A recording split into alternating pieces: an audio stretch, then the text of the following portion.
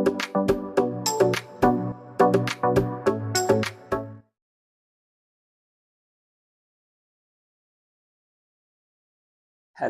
मेरे प्यारे बच्चों, आपका स्वागत है आपके अपने YouTube channel the bright minds academy cement के अंदर। तो दोस्तों, मैंने ये चैनल उन बच्चों के लिए बनाया है कि जो स्कूल में कुछ कंसेप्ट मिस कर देते हैं और उनकी क्लासेस ना पूरी होने के कारण वो कुछ बच्चों से पिछड़ जाते हैं। और यहाँ तक कि कुछ बच्चे जो ट्यूशन लेने में असमर्थ होते हैं और साथ ही वो ज़्यादा मतलब जो ज़्यादा हाई कॉस्टली ट्यूशन्स होते हैं वो नहीं खरीद पाते हैं। तो वो महज अपने दिन में 1 जीबी या 1.5 जीबी डेटा के साथ अपने मैथमेटिक्स की तैयारी कर सकते हैं, अपने सिलेबस को साथ में कंप्लीट कर सकते हैं। तो आइए शुरुआत करते हैं आज क्लास क्लास 12th के चैप्टर 5 के साथ। ठीक है, चैप्टर 5 कौन सा है? Continuity and differentiability.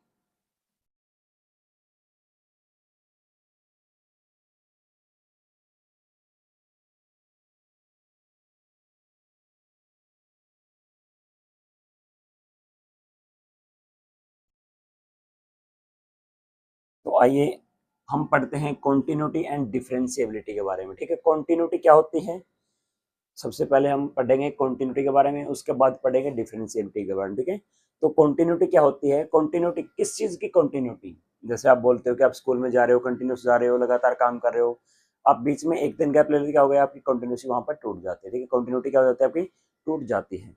तो यहाँ पर कंटिन्यूटी किस चीज की कंटिन्यूटी? यानी आपका जो कोई फंक्शन है, उस फंक्शन का ग्राफ अगर आप निकाल पा रहे हो, उस फंक्शन के ग्राफ में कितनी कंटिन्यूटी है, कहाँ तक वो कंटिन्यूस होता जा रहा है। ठीक है, और जैसे आप देखो यहाँ पर कि आपके कोई आपने देखा होगा, आपने क्लास 11th के अंदर पढ़ा होगा,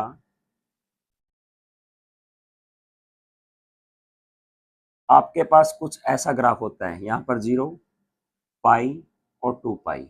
ये किस चीज का ग्राफ है? शाबाश मेरे पास मेरे प्यारे बच्चों, आपने पढ़ा होगा। ये किस चीज का ग्राफ है? कौन से फंक्शन का ग्राफ है? Yes, this is the function of sine. ठीक है, अगर मैं मानूं साइन एक्स, ठीक है, f x equal to sine x, तो मेरे प्यारे बच्चों जो आपका ग्राफ है f x equal to sine x, तो यहाँ पर भी ऐसे ही होगा, -पाई -2 पाई। ठीक है, अब देखो यहाँ से लेके यहाँ तक ये पाई हमारा जो ग्राफ है चलता जा रहा है। ठीक है, यानी कि हमने यहाँ पर हमारा मार्कर रखा और मैं यहाँ से चलता गया चलता गया चलता गया। ठीक है, तो आपने अब तक पढ़ा है कि what is continuity of a function, कि जब हमें किसी फंक्शन के ग्राफ को बनाने में अपना पेन पेपर से ना उठाना पड़े, so that function is called continuous function, means the continuity of the function. तो आप उसको क्या बोलोगे? किसी फंक्शन की कॉन्टिन्यूटी बोलोगे। ठीक है, तो आपने सिर्फ ये किताबों में पढ़ोगे, तो जब आप क्वेश्चन करने बैठोगे तो आप हर एक क्वेश्चन का ग्राफ निकाल के नहीं बताओगे कि कंटिन्यूस है नहीं है। ठीक है, तो देखते हैं कैसे। अगर देखो आपके पास कुछ ऐसा ग्राफ दिया गया है, मान लिया हमारे पास ये ग्राफ ऐसे है और आपके पास एक ये ग्राफ कुछ ऐसे दे रखा है। ठीक है, तो देखो अगर मैं मानू यहाँ पर x इक्वल टू सी, मैंने यहाँ पर x को क्या माना? c के इक्वल माना। जो ये पॉइंट आपका ये हमने क्या माना? x इक्वल टू सी। तो आप देखो यहाँ से हमने, अगर हम सिंपली फॉर्म में देखें तो हमने यहाँ से मार्कर लगाया और ये आगे आगे बड़े बड़े बड़े बड़े आगे बढ़ते चले गए। ठीक है, तो यहाँ पर हमारे ग्राफ कैसे है? यहाँ से लेके यहाँ तक हमारा ग्राफ क्या है?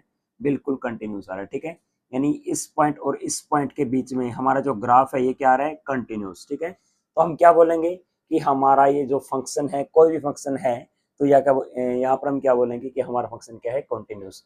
यानी कि अगर हम यहाँ पर मान लेते हैं x इक्वल टू सी, तो हमारा यहाँ पर भी कंटिन्यूस फंक्शन है, यहाँ पर उठाओगे यहाँ पर भी कंटिन्यूस फंक्शन है। ठीक है, लेकिन यहाँ पर देखो कि जैसे ही हम यहाँ पर हमने यहाँ से पेन शुरू किया, मार्कर शुरू किया, तो हम यहाँ पर पहुँच गए, लेकिन यहाँ पर हमारे पास क्या है? बिल्कुल थोड़ा गैप है और यहाँ से हमने पेन उठाया और बाद में फिर तो जब हमने इस फंक्शन का ग्राफ को बनाने में यहाँ से बीच में पेन उठाना पड़ गया, तो हम क्या बोलेंगे? डिसकंटिन्यूस। क्यों?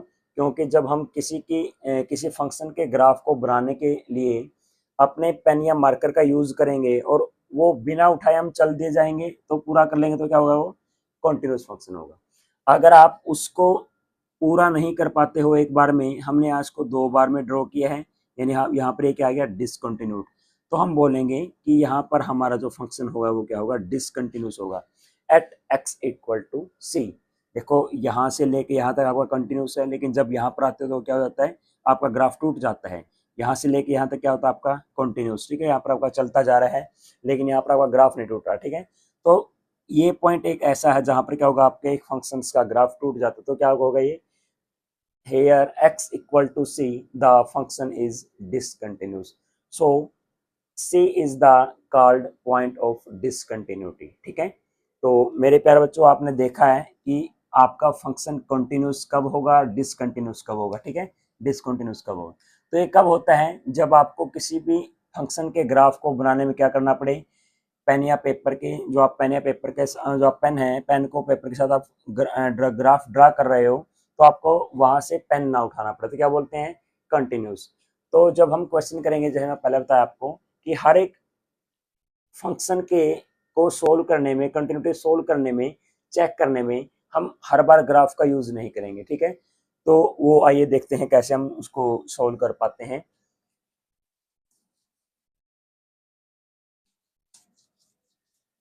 तो आपने एनसीईआरटी के अंदर पढ़ा होगा,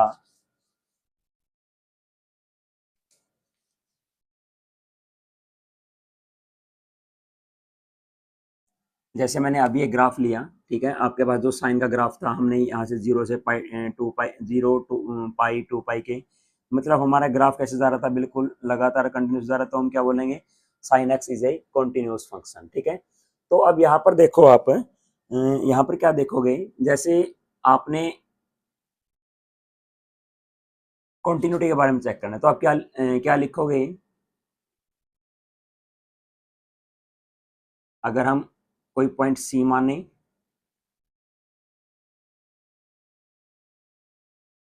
limit x approaches to c, fx equal to fc. So what is the mean of this equation, this equation का, इस इक्वेशन का मतलब क्या होगा, ठीक है। Limit x approaches to c, fx equal to f of c। आपने class 11th के अंदर लिमिट के बारे में पढ़ा है, कोई भी फंक्शन की हम लिमिटिंग वैल्यू को कैसे निकालते हैं। तो अब ये आपका यूज होगा कंटिन्यूटी के अंदर, ठीक है। तो आइए यहाँ पर देखते हैं, limit x approaches to c, fx equal to fc। इसका मतलब क्या है कि हमारा function x equal to c, जैसे आपने बोल दिया यहाँ पर कि आपका कोई फंक्शन था इधर, यहाँ पर आपका कुछ भी वैल्यू था, यहाँ पर कुछ वैल्यू था, हमने यहाँ पर क्या वैल्यू मान लिया, x को मान लिया इक्वल टू c। हमने x को यहाँ पर c, यानी यहाँ पर c कोई पॉइंट है जहाँ पर x की वैल्यू है c।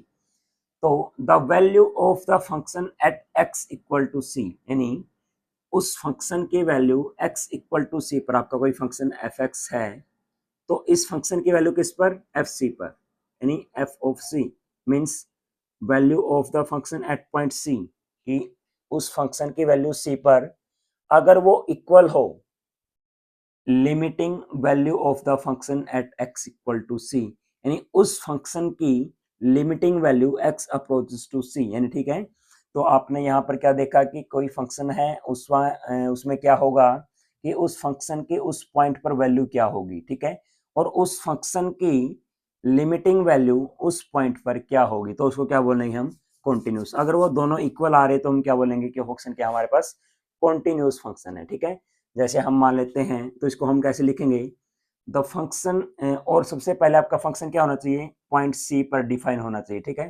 तो the function is called continuous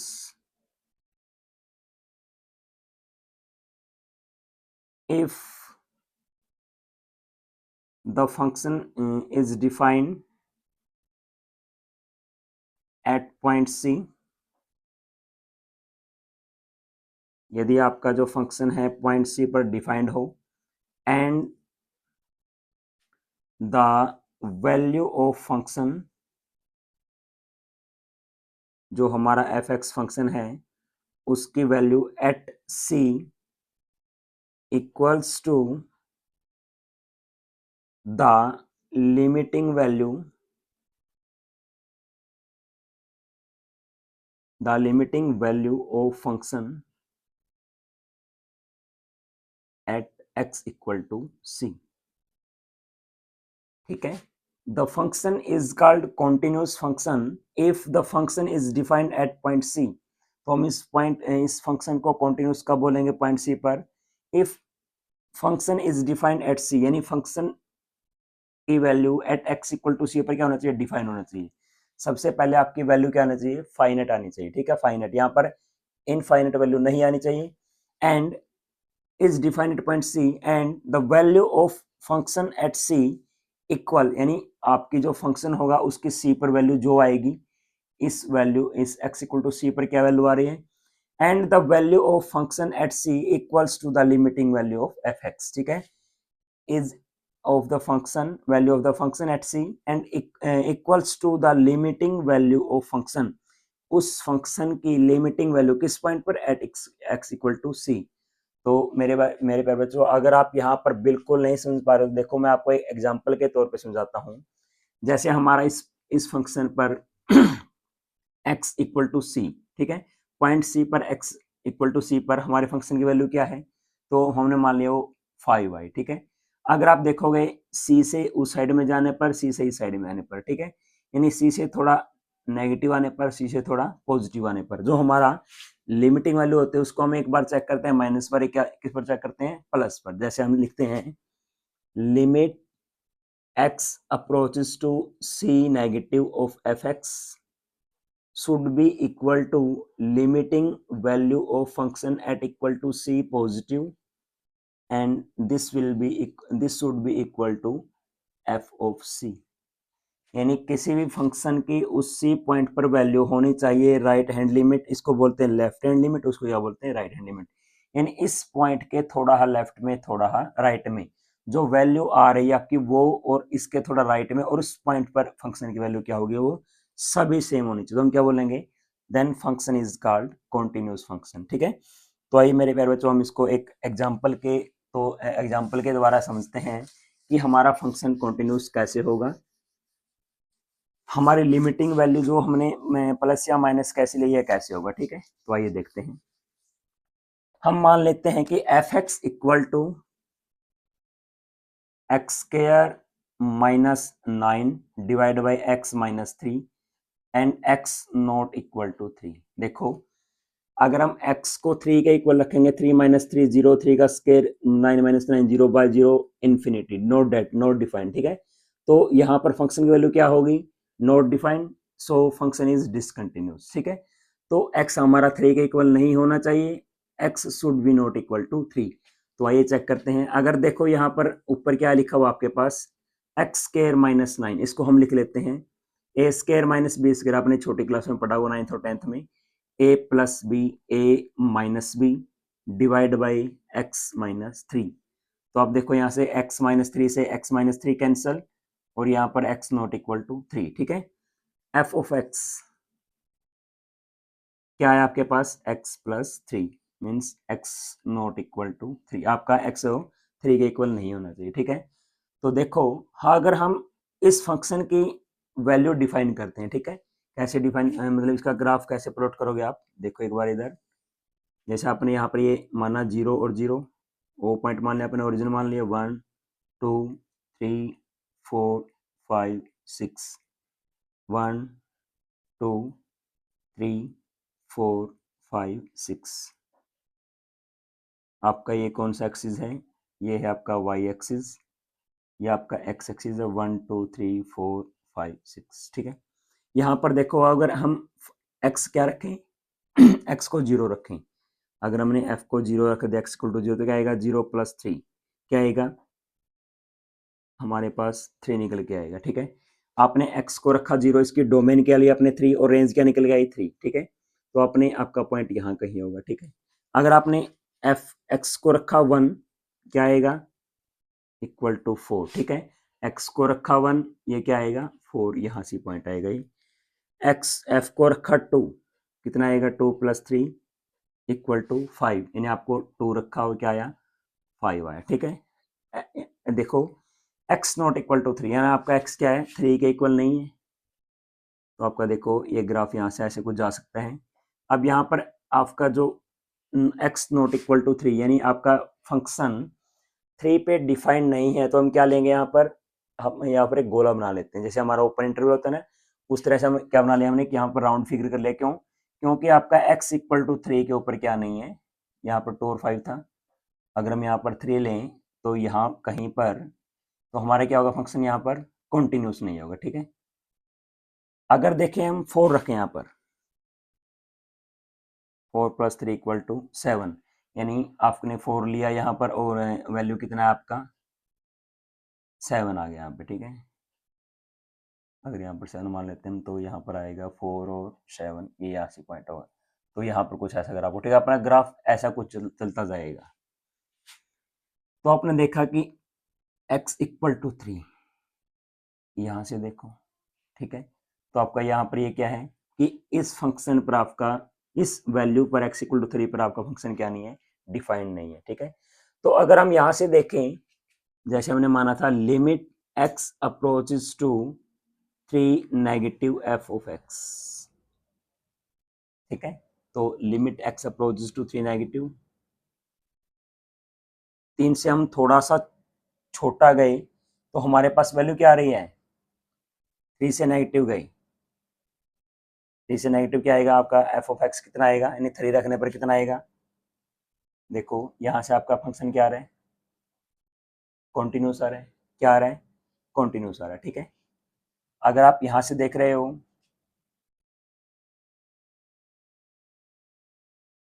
यानी कि 3 नेगेटिव से आपका 3 नेगेटिव ले रहे हो कि आपका ये फंक्शन है जो क्या कर रहा है आपको यहाँ पर इस वैल्यू को अप्रोच कर रहा है, क्या कर रहा है, इस वैल्यू को अप्रोच कर रहा है। ठीक है, और देखो x approaches to 3 positive f of x, तब भी क्या करेगा ये आपका यहाँ पर इसको अप्रोच करेगा, यानी x को 3 से थोड़ा नेगेटिव, मतलब 3 पे, 3 + 3 कितना होगा 6, तो कितना आएगा, limit x approaches to 3 negative पे कितना वैल्यू आएगा, फंक्शन क्या होगा x + 3, तो कितना आएगा आपका x + 3 रखो यहाँ पर, तो यहाँ पर आपका 3 + 3 6, ठीक है, तो आपका यहाँ पर 6 को अप्रोच कर रहा है। ठीक है, यहाँ पर थोड़ा पॉजिटिव लोगे तो क्या आएगा, limit x approaches to 3 positive x + 3, तो क्या आएगा 3 + 3 6, यानी क्या थोड़ा सा पॉजिटिव में जाओगे तो फंक्शन क्या करेगा आपको 6 को अप्रोच करेगा, मतलब यहाँ पर इस वैल्यू को क्या करे अप्रोच करे। ठीक है, अगर आप 3 पे रखोगे, हमने x को क्या रखा 3 रख दिया, तो कितना आया 3 + 3 = 6, तो क्या आएगा आपका वैल्यू 6 आएगा। ठीक है, यानी आपके जो क्या होगा limit x approaches to 3 negative f of x equal to limit x approaches to 3 positive f of x equal to f of 3, कितना आएगा f ऑफ 3। ठीक है, तो आपका ये फंक्शन क्या होगा, कंटिन्यूस होगा, कब होगा x = 3 को छोड़ के। तो आपका क्या होता है, ये लिमिटिंग वैल्यू होता है कि हम 3 जो हमारे पास लिमिटिंग वैल्यू होते हैं, नेगेटिव कब लेते हैं, थोड़ा सा पॉजिटिव कब लेते हैं, तो क्या लेते हैं, तो आपने यहाँ पर देखा कि आपका 3 से नेगेटिव होने पर क्या करा, आपको 6 को अप्रोच कर रहा है, 3 से पॉजिटिव होने पर क्या करा ये, फिर भी आपका 6 को अप्रोच कर रहा है, और यहाँ पर 3 पर वैल्यू क्या आ रही है आपकी फंक्शन की, 3 पर क्या आ रही है = 6 आ रहा है। ठीक है, यहाँ पर 6 वैल्यू आ रही है आपकी, देखो यहाँ पर ये आपका यहाँ पर भी 6 आया है, लेफ्ट हैंड लिमिट भी कितना है 6, और राइट हैंड लिमिट भी क्या है 6, तो आपके क्या होना चाहिए, left hand limit of the function should be right hand limit, तो हम यहाँ पर लिख रहे हैं left hand limit of F x equal to right hand limit of F x equal to F of 3, या एफ ऑफ कोई हमने पॉइंट सी मान लिया, कोई भी यहाँ पर एफ ऑफ एक्स मान लिया। ठीक है, यानी एक्स को कुछ भी रखोगे तो सी रखोगे, ए रखोगे, 3 रखोगे, 5 रखोगे, तो यहाँ पर आपके लिमिटिंग वैल्यू है जो left hand limit right hand limit equal to function, then we called the function F x equal to F X is called continuous function. ठीक है, तो आप क्या बोलोगे कि हमारे पास ये कैसा फंक्शन है, एक कॉन्टिन्यूस फंक्शन है। ठीक है, तो मेरे प्यारे बच्चों, मैं आपसे उम्मीद करता हूँ कि आपने जो ये कॉन्टिन्यूटी का इंट्रोडक्शन पार्ट है कि हमारा फंक्शन कॉन्टिन्यूस कब होता है, क्योंकि हम हर एक बार क्या नहीं बना पाएंगे, ग्राफ नहीं बना पाएंगे, तो हम कैसे चेक करेंगे, हम उस फंक्शन की वैल्यू देखेंगे जो पॉइंट दिया गया होगा उससे थोड़ा लेफ्ट थोड़ा राइट, और उस पॉइंट पर देखेंगे। ठीक है, तब अगर वो आपके पास तीनों लिमिट क्या आती है, दोनों लिमिट राइट हैंड लिमिट और राइट हैंड लिमिट लेफ्ट और राइट हैंड लिमिट और फंक्शन की वैल्यू उस पॉइंट पर, अगर वो तीनों इक्वल होते क्या बोलेंगे हम, the function is called continuous function. अगर वो आपके फंक्शन की वैल्यू उस पॉइंट पर कुछ मतलब डिफाइन नहीं हो तो हम क्या बोलेंगे, डिसकंटिन्यूस। जैसे यहाँ पर देखो x इक्वल टू 3 पर हमारा फंक्शन डिफाइन नहीं है तो क्या बोलेंगे, डिसकंटिन्यूस, क्योंकि हमारे यहाँ पे क्या हो रहा है, ग्राफ टूट रहा है, ठीक है। तो हम बोलेंगे कि x इक्वल टू 3 पे हमारा फंक्शन क्या है, continue discontinuous. So x equal to 3 is called the point of discontinuity. तो आप क्या बोलोगे कि आपका जो x इक्वल टू 3 होगा वहां पर आपका फंक्शन क्या होगा, डिसकंटिन्यूट होगा, ठीक है, डिसकंटिन्यूस होगा, समझ गए।